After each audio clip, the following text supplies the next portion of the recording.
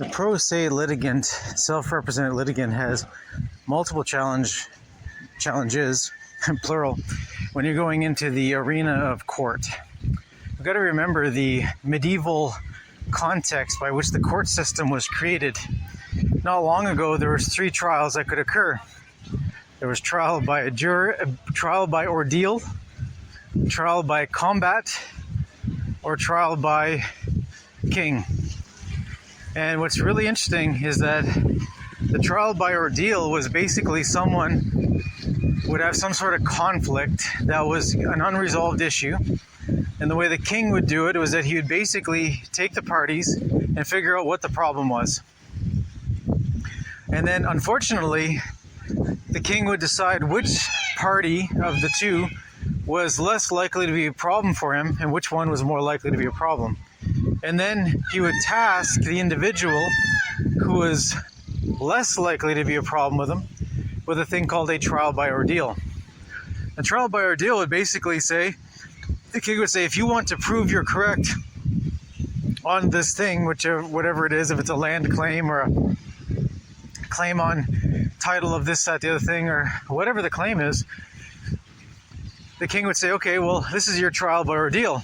If you can go do X, Y, and Z and come back to me with that, then you'll have proven you're correct because you have succeeded and God is on your side. Truth is on your side. Justice is on your side. So what ends up happening is that you actually win by way of default. And so that's how people would actually succeed at these trial by ordeals.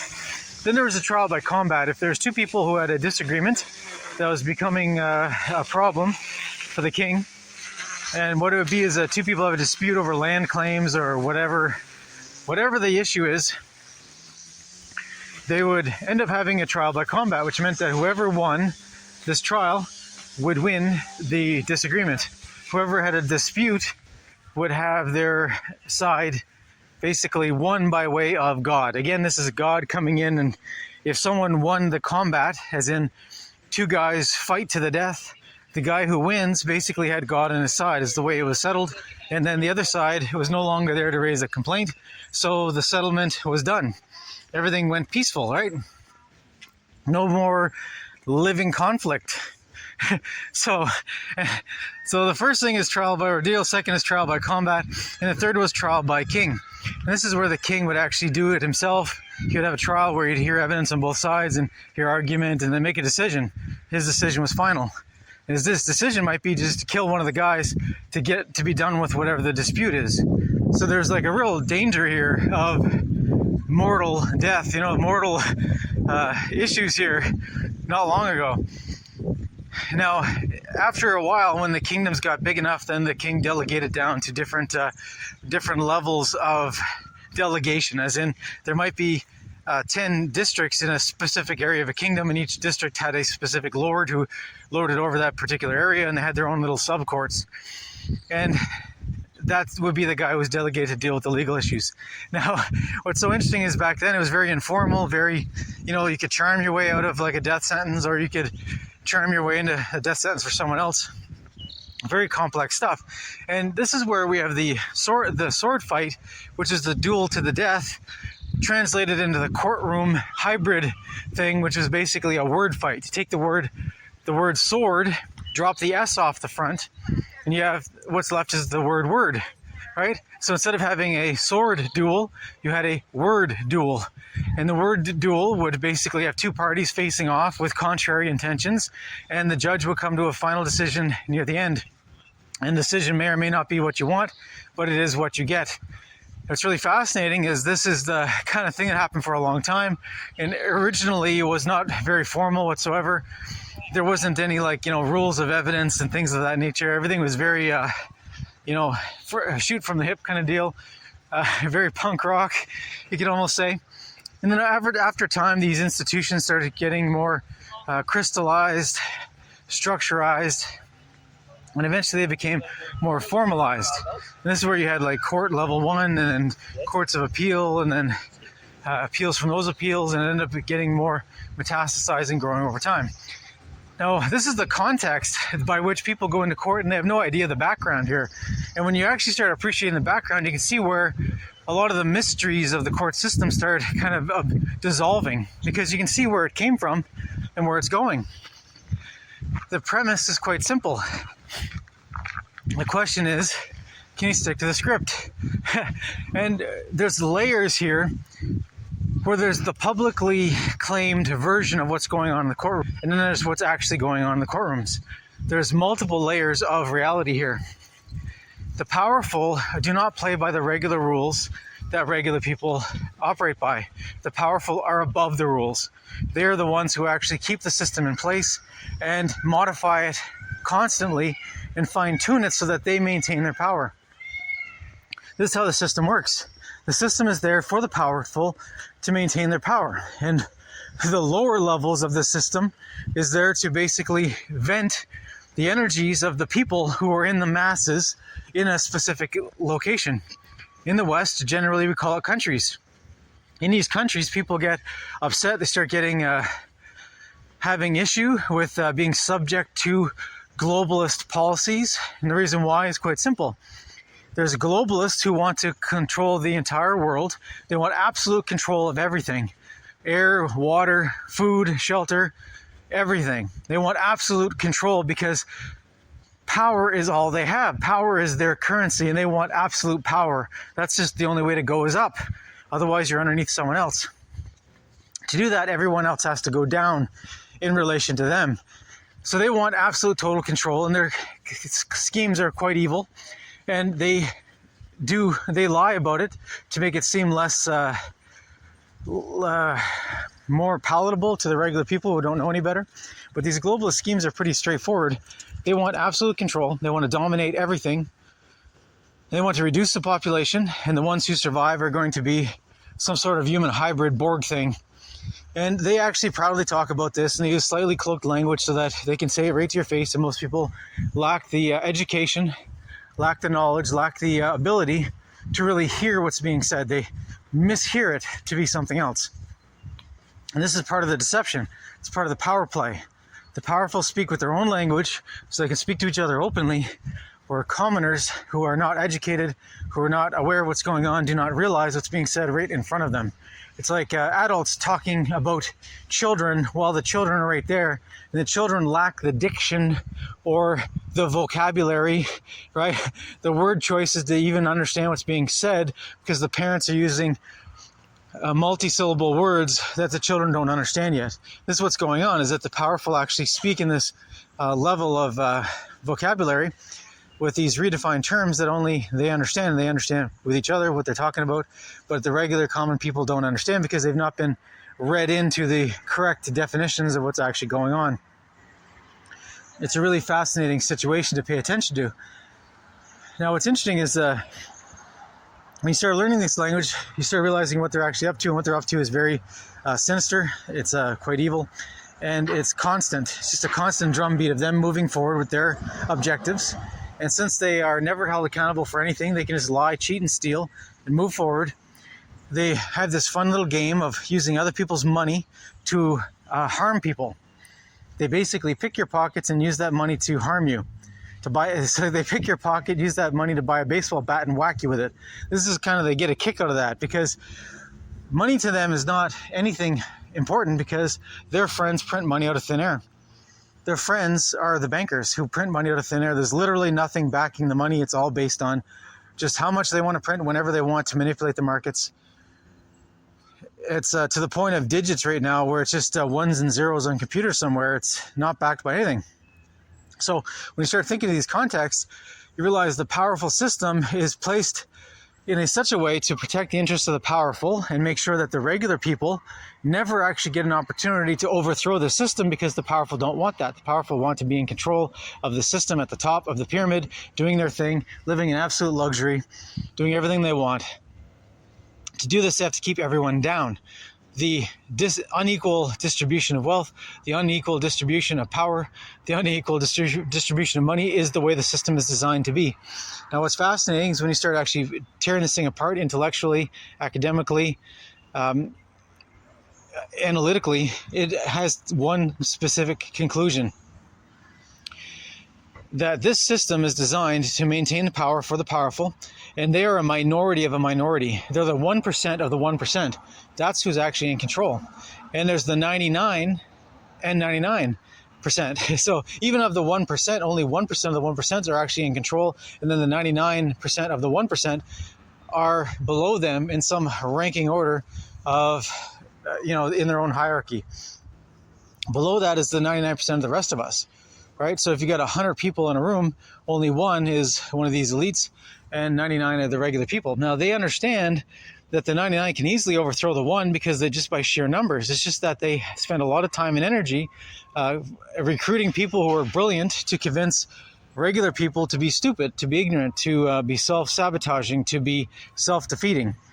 And this is part of their plan. This is part of their genius. They find among the population and then they turn those brilliant people against the population who are their people, and they convince everyone to be dumbed down, stupid, self-defeating, not repopulating, not growing intellectually, not growing in any way possible that would make sense to a rational human being. This is part of their brilliance, and then part of their brilliance is a system called the court system that makes sure that the powerful maintain their power no matter what. And whenever the people start getting upset about stuff, when they start getting upset because the programs are all meant to actually push down the regular people. Hey, Julia, this is where they actually start controlling things. And the reason why it's really controlled is quite simple. If they can keep the 99% just kind of going in circles, spinning in circles nonstop, then it keeps them occupied, so they're not actually doing anything like figuring out how to get out from this slave system. So that's why the people are constantly kept busy with all kinds of programs, running this way, running that way, running in circles, nonstop activity all the time.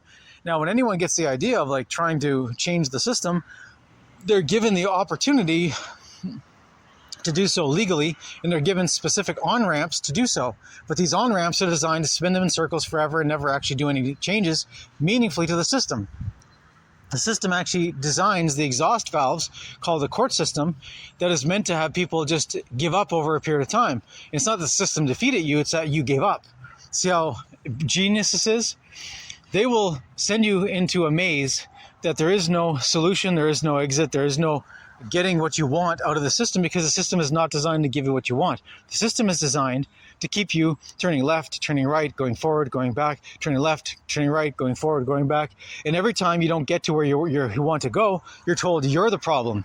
You didn't file the right paperwork. You didn't put the right arguments in. You didn't find the right case law. You didn't find the right precedents. You didn't find the right jurisprudence to actually help your case.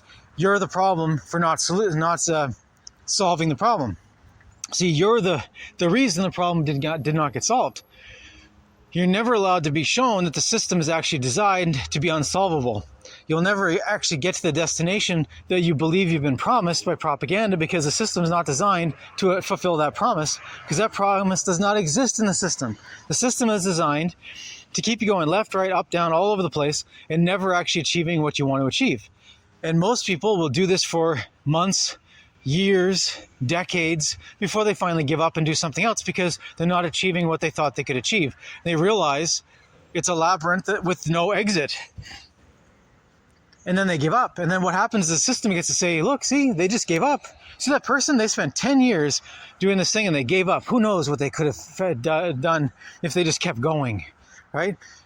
This is the way the system is controlled. It is a labyrinth that's meant to keep you going in circles, never achieving your goals. That is the point of the system. Once you understand that that is the point of the system, then you can actually use the system to your advantage by actually achieving things that are achievable. This is where you have to differentiate between what is achievable and what is not. What is achievable, if there's two combatants who go into the arena, Team A and Team B, and neither one are connected to the power structure, then someone can actually achieve their goals. If two unconnected people go into court, one can actually achieve their goals, the other one will lose. Or it might even be a hybrid thing where they both lose. Or one wins, one loses slightly, or loses in a way they never saw coming. This is the thing, is when you're dealing with unconnected people in the court system, then you have a fighting chance to use your skill, knowledge, propensities, your sheer grit to actually achieve a positive outcome. This is where it's possible to actually achieve something peacefully using the court system. The problem is that if you go into the forbidden zone is where you actually are trying to upset the power structure. If you're trying to upset government, if you're trying to hold government accountable, if you're trying to hold the system accountable or any players in the system accountable, or people who have been given immunity in the system, if you're trying to go after someone who's been given immunity in the system, you'll never achieve it because they've been granted immunity by the system because whatever they're doing is achieving the goals of the system. Whatever you think it's supposed to be, it's something else. This is how it works. The powerful are told that if you join Team Evil, Team Powerful, then you'll never be held accountable for anything that matters. And they're given that and they're guaranteed that because the system is run by the powerful for the friends of the powerful to achieve the goals of the powerful. This is an essential element that needs to be understood, or you're not going to know what's going on and you might actually take on these impossible tasks. And it turns out that your court system, your court goals end up becoming, instead of an actual possible way of just having one party against another party and then having best evidence and, going through the procedure and having an outcome which with a certain amount of certainty, right? You end up transitioning from a trial by court into a trial by ordeal. Trial by ordeal is that you're given an impossible task. And then you're only victorious if you can achieve that task, but they already know it's a foregone conclusion that you'll never achieve it. Why? Because they will never give you the decision you want. If you try to hold certain powerful people accountable for the things that they've done, you will never achieve it because the guarantee of legal immunity was part of the deal. If someone goes into a specific circumstance and signs a contract to do a thing, and doing that thing means there's going to be wicked repercussions, which means people may die. It means there's going to be a lot of people who are going to be sickened. There's going to be a lot of people who are going to have their lives destroyed. But part of the deal is that the psychopath gets part of the deal. They're going to get personally enriched, put a number on it, but also they will be legally immune from prosecution, which means that not only do they get to be personally enriched, but they get to keep their riches and they will never be held accountable. That's how these psychopaths sign contracts to do the most evil things in the world, because the system does not hold them accountable, because that's part of the guarantee of this powerful system. When you join up to Team Evil, you will never be held accountable by the court system, because the court system is run by them. That's how there's certain people that get away with doing evil things. Like there's certain people I can name and then name a list of 30 things they did. Every one of them is a death sentence for the atrocities that they've done.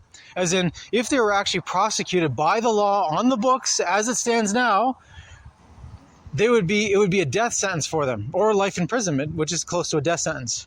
Multiple life imprisonments. But they will never be held accountable because they would not have done those things that would provide a justice response of life imprisonment or death sentence, capital punishment. That would be the just result. But the reason they did it is because not only were they being paid to do it, but they were told they would never be held accountable. And when they sign these deals in blood with the powerful, it is for sure. Whenever you see individuals who seem to be held accountable or seem to be going through the court system, or there seems to be some sort of thing where like, oh, there's this terrible thing that happened and, oh, they're being dragged to the courts, often that is just a public show that goes on for years until it's forgotten. And the individual never actually goes to jail. They never even are in custody. If someone ever does go to jail because they're like a powerful person that has done something to deviate from the script and they need to be made an example of, so someone powerful might actually go to one of these specialty prisons where it's like a luxury hotel, and they'll spend a few years in there as an example of how you can actually lose your freedoms, but you're still part of Team Evil and you're still protected to a certain degree. So they're living in the lap of luxury as if they're in a luxury hotel, but they don't have freedom of movement around the world. These are the token kind of things that happen where individuals are made an example of. They deviated from the script, but they're brought back in, and then they're released from prison and are back on script. And this is a warning to everyone else.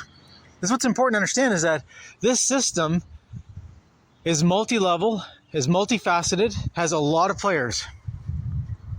And their system has been honed over years of just finding out what works and what doesn't work. What are the things that are necessary to keep people on track to the program of doing absolute evil and not deviating from the script. And they have it locked down. One of the parts is their ability, the powerful's ability, to guarantee there will never be accountability for an individual who signs up to do evil things for the powerful. If you sign up to do evil things for the powerful, you will be personally enriched and never be held accountable.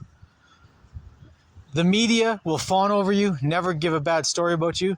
The government will always talk about you in a positive light. The court system will never bother you with any criminal stuff, or even civil things will just magically disappear, where people will try to sue you and it just doesn't go anywhere because it gets lost in the labyrinth. This is what's important to understand. If you're doing just a clean lawsuit where you're suing somebody who's not connected to anybody, just some guy, right? Then you have a 50-50 chance of having success in court, because the decision can go your way or their way. You never know how it's going to go, because you might think you have this thing on lockdown and you actually show up in court and it turns out, no, they've got an excellent defense and they've got all kinds of evidence. They've got all kinds of jurisprudence and case law that's in their favor. You might completely be surprised, but at least it was a fair fight between you and them. And then you either win or you lose, or you partially win or partially lose, or who knows what happens, but at least you resolve your issue and you move on in life. If it's someone who's not connected, you have a fair chance. The problem is that if you go after someone who's connected, not only will you not win, you will never succeed, you will never get anywhere, but if you actually go after specific people, the blowback will make sure that you never actually succeed in court again, even against a nobody. They'll just blacklist you and you will in court because you did the forbidden, which is go after the powerful. And going after the powerful is not tolerated by the system, because the system is made for the powerful, to protect the powerful and their interests, whatever they are. And until you kind of grasp this concept with both hands and realize what is possible and what's not possible, you might actually sabotage yourself from all future kind of hearings. The reason why is quite simple. If you actually go after one of the forbidden characters and you get blacklisted, you'll never actually succeed in court again, and you might as well just give up and do something else more constructive with your time. But if you're conscious of what I'm saying, if you're actually thinking about this and being careful about actually choosing a path that's possible and avoiding the pitfalls and landmines and man traps, if you avoid that stuff and you actually have a clean bill of health and you go forward dealing with the system, knowing the truth, but acting within the parameters of what's acceptable to say, they give you guardrails. You're supposed to act a certain way. You're supposed to pretend the system is just. You're supposed to pretend that it's not corrupt. You're supposed to pretend the system is for everybody. If you pretend and act the character that they want you to act like, then you have a decent chance of actually succeeding in achieving your goals that you're trying to achieve, which could be to successfully sue someone, to get compensation for damages against you. You actually have a fair chance at actually succeeding at the thing you're trying to do. The main problem is when you deviate from the script, you go off the reservation, you try to do what you think needs to be done because it's logically correct, it's morally upright, it is, going according to the laws of nature. If you try to enforce the laws of nature within these corrupt courts that are designed to protect the powerful and their corruption, right? It's there for their protection, not for your protection, not to hold anyone accountable. Once you realize what it actually is, once you realize what this thing is, then the court system is a tool that can be useful to you. It can actually be applied appropriately with a measured reason to be able to achieve goals that can be achieved within the court system. But you have to remain in character. You have to remain and act like an innocent player in the system, and you have to, through your language and your actions, act as if you're an innocent player in the system and believe in the legitimacy of the system. As soon as you question the legitimacy of the system, you lose. As soon as you question the purpose of the system, you lose. As soon as you start going after the protected, you lose.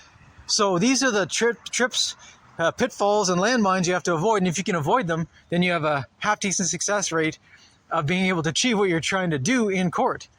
And if you deviate from the script, you're just going to be dropped into a oubliette, which is a little hole in the ground in a labyrinth that you'll just be forgotten forever and never be seen again.